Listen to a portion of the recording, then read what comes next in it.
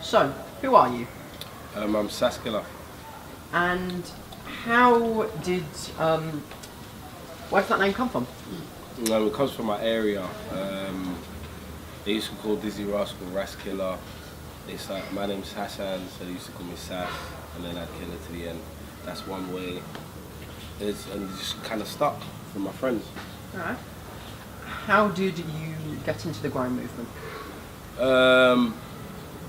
A few different ways. It was a big thing sweeping my area.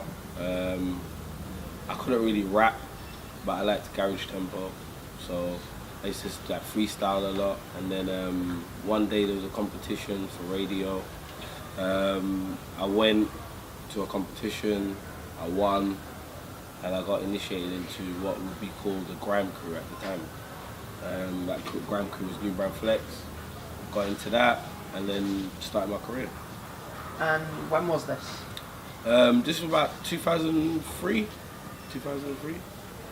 Were there any challenges you faced when starting? Yeah, there were a lot of challenges. Different area beefs, territorial wars. There was a lot of division in London at the time. Obviously, being from the area I was in, my area was divided as well, so I saw music as a way of unifying my area, to be fair, and bringing everybody together, so I tried to do that and tried to overcome those challenges. So my first question is, how did you become a member of Road Deep? To become a member of Road Deep, it was kind of a funny story. There's a rave or a big concert, grime concert that was at the time called Sidewinder, and it was in Swindon. And my friend DJ Cheeky, who now runs Eskimo Dance, he was DJing there. Wiley had asked him to come and DJ as a guest spot, so I snuck into his car and just kind of just made my way there. I wasn't invited or anything, and then I came through on his guest list and just kind of like blabbed my way in. And then I just saw them lot on stage, like Road Deep, like Scratchy, Dizzee, everyone. And I kind of just jumped on stage with them and just spat with them. And then they didn't know who I was, but I just spat, and I just got the biggest reception of the night because I think I was so excited.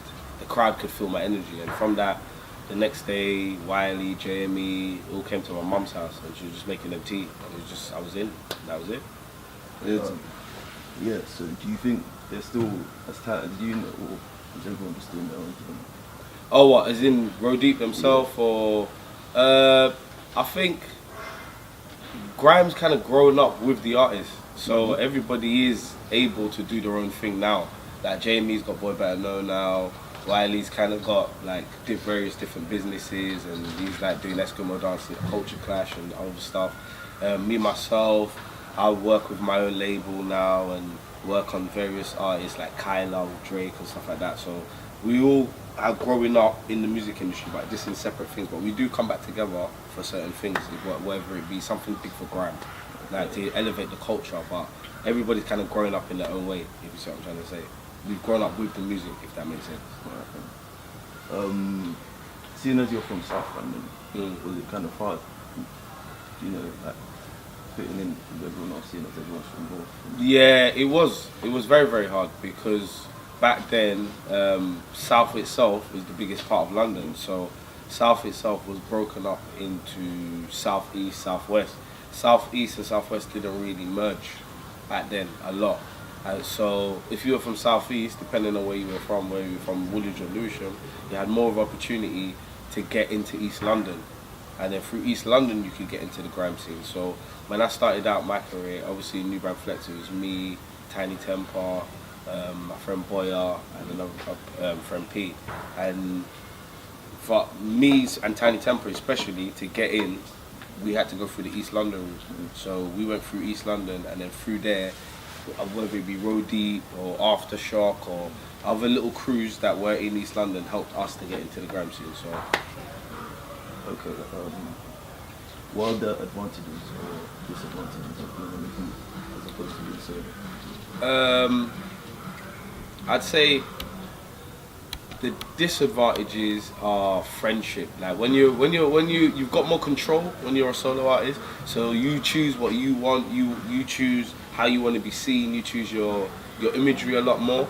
But there's that saying in it: two brains are better than one, or 3 brains are better than one. So even this project you guys are doing now is taking all of you to put it together, as opposed to one person manning the whole thing.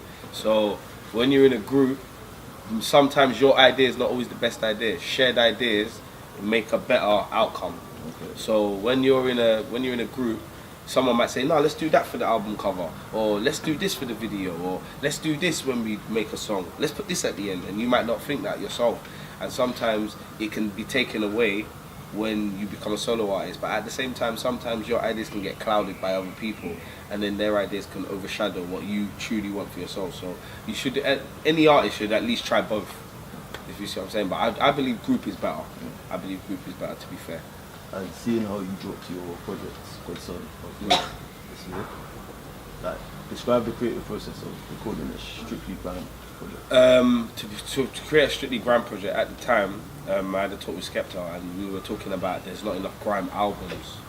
And Wiley said it to me as well, there's not enough grime albums. So I decided, when me and Wiley went to Toronto 2 years ago, and we were staying there and working in like Drake's studio, this, that, and I decided on that day 2 years ago, I'm gonna make a grime album, all grime. But I'm gonna make the first international grime album. And at that time I didn't know Skepta was gonna do the same thing, but the first international grime album, where it's an album for a rock artist or an album for any other genre. They usually take so much pride in the project, they go around the world, they get different sounds, they work with different producers. But with a grime album or with a grime project, a lot of people just put out EPs and they stay in the country and they keep it very in-house. So I decided to go to LA, go to Toronto, go to Atlanta, and actually get an all-rounded album. So Rick Ross's team helped me to put some tunes together.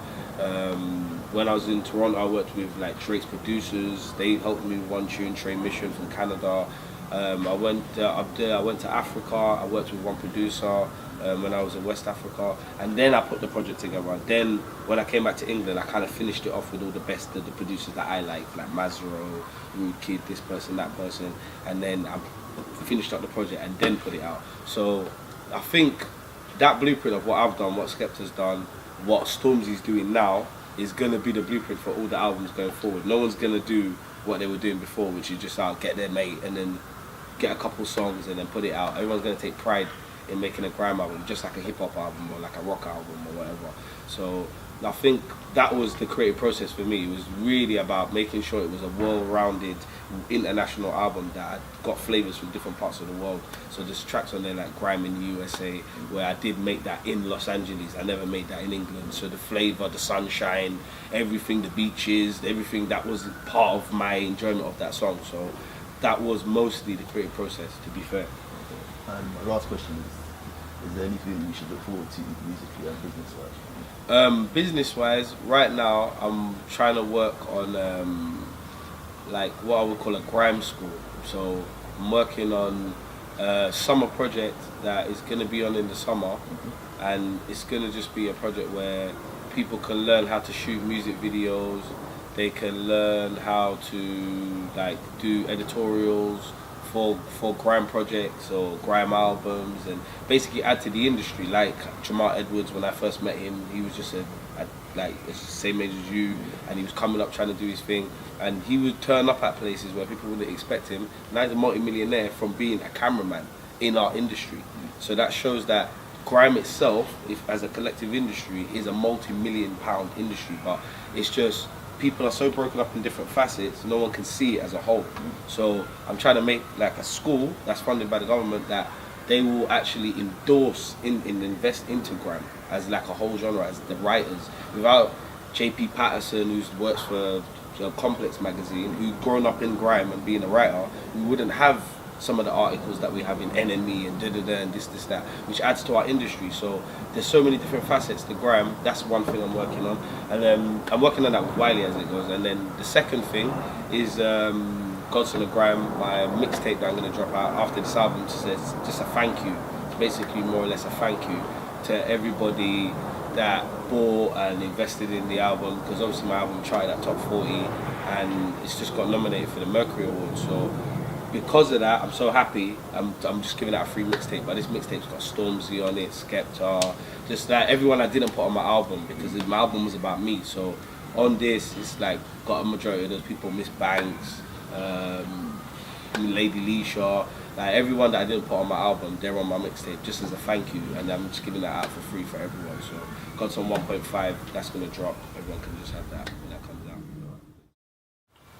Seeing as there's many like anti-establishment genres such as punk, how do you think grime fits into that? Like, what do you think grime means today, and what do you think it meant when it started off?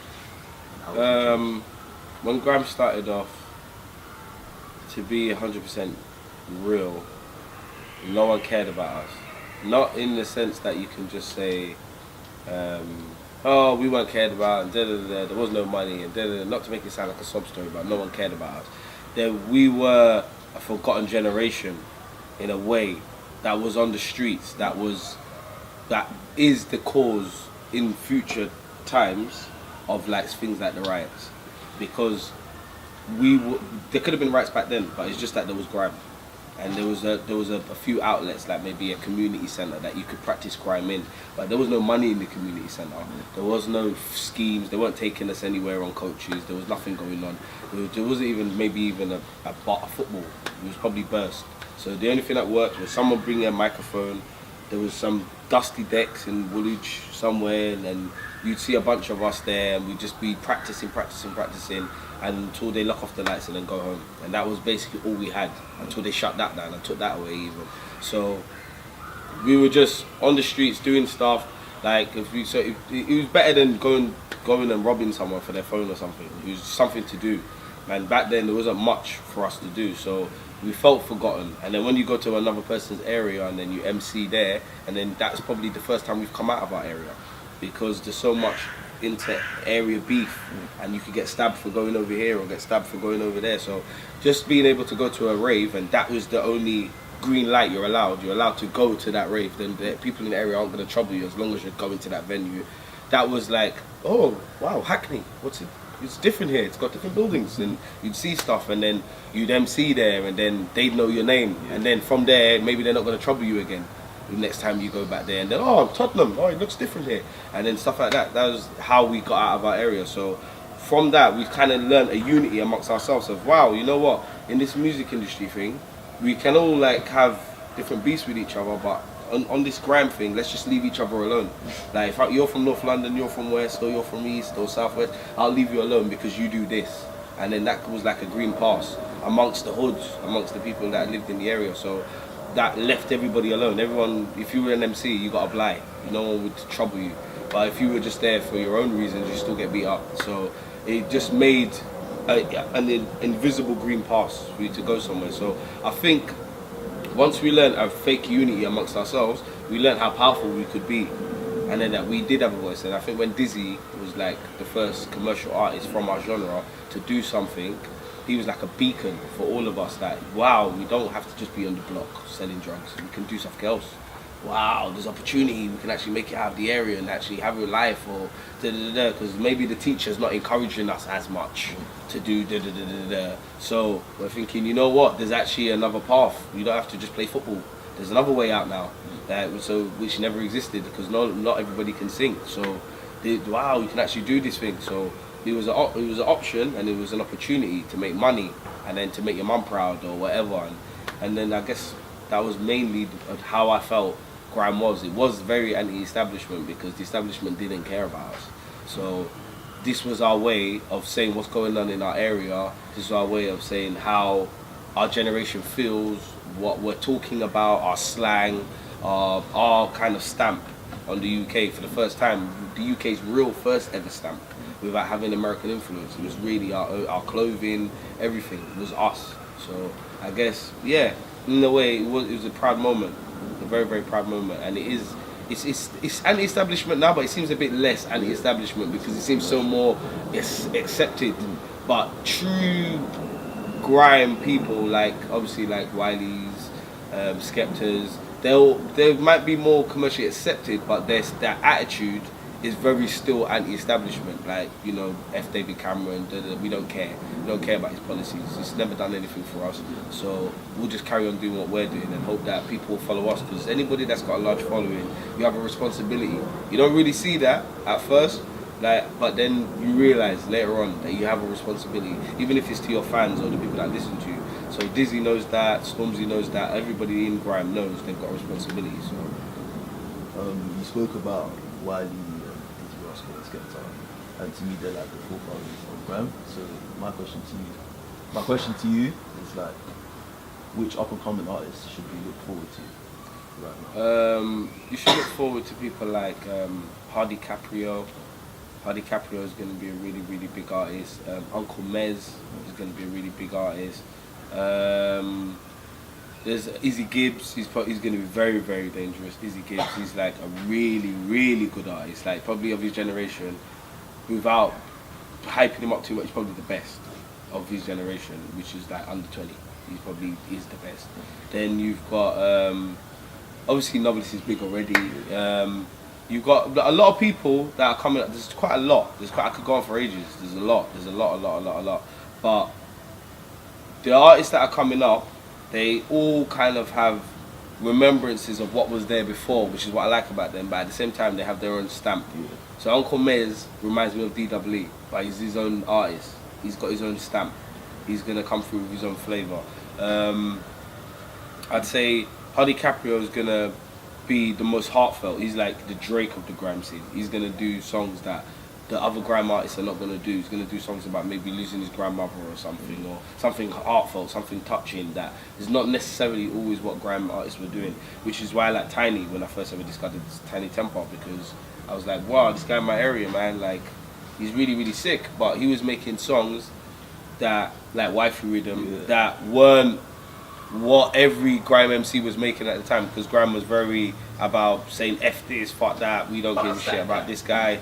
Yeah, well, he was doing what them was. He did have a touch of grime as well. He wasn't just all mushy, but he understood that females are a part of grime too. Yeah. Females are just involved in grime as men are, because without the females, we don't have a second opinion or a second option of how to think or how to feel. So you got Miss Banks. She's a good representation of someone that can do rap and grime as well.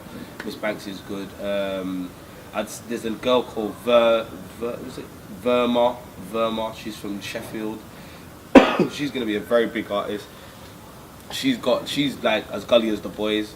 And she's gonna come through and do a lot of stuff. There's a lot of artists. There's a guy called Marvin in Sheffield as well. A lot of the artists are gonna be out of London though.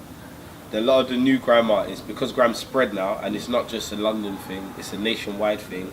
A lot of the artists, like you've got Psycho from Scotland, he's from Glasgow, he's going to be a massive grime artist. Then you've got the Olo twins, they're two Nigerian boys from Northern Ireland, they're going to be massive grime artists.